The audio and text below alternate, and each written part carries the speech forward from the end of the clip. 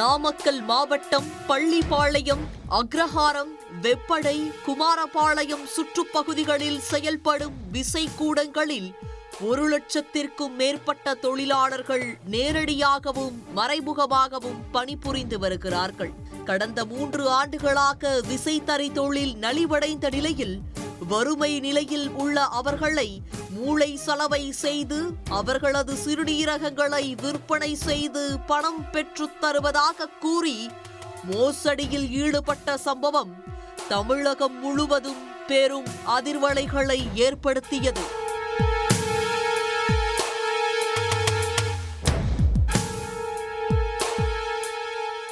இதன்பின் தமிழ்நாடு அரசு IAS அதிகாரி தலைமையில் விசாரணையை மேற்கொண்டு திருச்சி பகுதியில் உள்ள தனியார் மருத்துவமனைக்கும் பெரம்பலூரில் உள்ள மற்றொரு தனியார் மருத்துவமனைக்கும் அறுவை சிகிச்சை செய்ய தடை விதித்துள்ளது. சிறுநீரக விற்பனை பிரச்சினை விஸ்வரூபம் எடுத்து சற்று ஓய்ந்த நிலையில் மீண்டும் இதே பள்ளிப்பாளையம் பகுதியில் பூதாகரமான ஒரு விஷயம் வெடித்துள்ளது.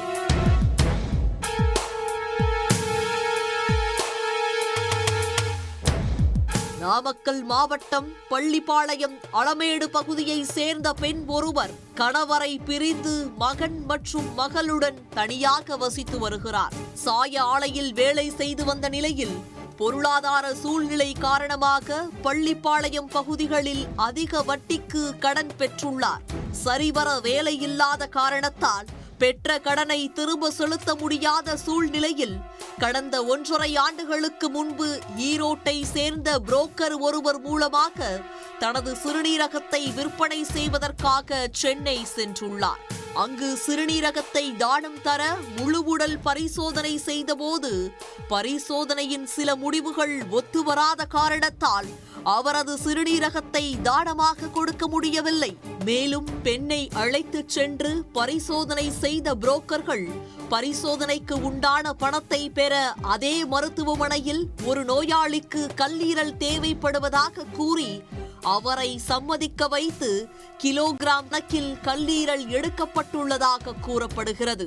இதற்காக அவருக்கு 8 லட்சம் ரூபாய் வரை பேரம் பேசிய நிலையில் புரோக்கர்கள் 4.5 லட்சம் ரூபாய் மட்டுமே வழங்கியதாகவும் குற்றம் சாட்டியுள்ளார். இந்த மாதிரி அமௌண்ட் வந்து இவ்வளவு குடுக்கறேன்னு சொல்லிதான் கூட்டிட்டு போனாங்க. அது மாதிரி நான் வேண்டான்னு சொன்னதுக்கும் அவங்க வந்து செலவு பண்ண காசு குடுத்துட்டு போமா, வேலை இல்லைன்னு நினைச்சுக்கிட்டு இருக்கிறேன் அப்படின்னு சொல்லி பேசினாங்க.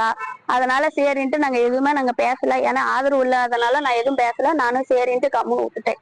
கல்லீரலை தானமாக கொடுத்த அந்த பெண்ணின் பித்தப்பையும் அகற்றப்பட்டதால் எந்த வேலையும் செய்ய முடியாமல் வீட்டில் ஓய்வெடுத்து வருகிறார். இதனால் வேலைக்கு செல்ல முடியாத நிலை ஏற்பட்டுள்ளதாக வேதனை தெரிவித்துள்ளார். ஆபரேஷன் பண்றாங்க, பண்ணி எந்த இதுவுமே இல்லாம கான்ட்ராக்டர்லாம் எல்லாமே இது பண்ணிட்டாங்க. செக்கப்புக்கு எல்லாத்துக்கும் கூப்பிடுவோம்னு சொன்னாங்க. எதுக்குமே கூப்பிடவும் கிடையாது. ஆனா வந்து ரொம்ப இதா இருக்குது, உடம்பு முடியாம போயிருது. என்ன பிள்ளைங்க தான் பாத்துக்குது. TH ஆஸ்பத்திரியும் போய் முடியலன்னா போய் பாக்குறது பிடிக்கிறது இருக்குது. அவங்க எல்லாமே டெஸ்ட் எடுக்கிறாங்க. ஆனா இந்த பித்தப்பை எடுத்ததுலதான் பிரச்சனைன்னு சொல்றாங்க. ஆனா முன்ன மாதிரி என் உடம்பு கிடையாதுங்க. கடந்த 3 ஆண்டுகளாக இந்த பகுதியில் விசைத்தறி தொழில் நலிவடைந்த நிலையில் அதனை நம்பியுள்ள தொழிலாளர்கள் குடும்ப சூழ்நிலையை சமாளிக்க கந்து வட்டி, மீட்டர் வட்டி, மைக்ரோ ஃபைனான்ஸ் மூலம் கடன் பெற்றுள்ளார்கள். வேலையும் இல்லாத காரணத்தால் அதை திரும்ப செலுத்த முடியாத சூழல் நிலவி வருவதால் கடன் கொடுத்த நிறுவனங்கள் அவர்களை தொடர்ந்து துன்புறுத்தி வருவதால் வேறு வழியின்றி தங்கள் உறுப்புகளை விற்று கடனை அடைக்கும் அவல நிலைக்கு தள்ளப்படுகின்றனர். உடனுக்குடன் செய்திகளை தெரிந்து கொள்ள சன் நியூஸ் பெல் ஐகானை கிளிக் பண்ணுங்க.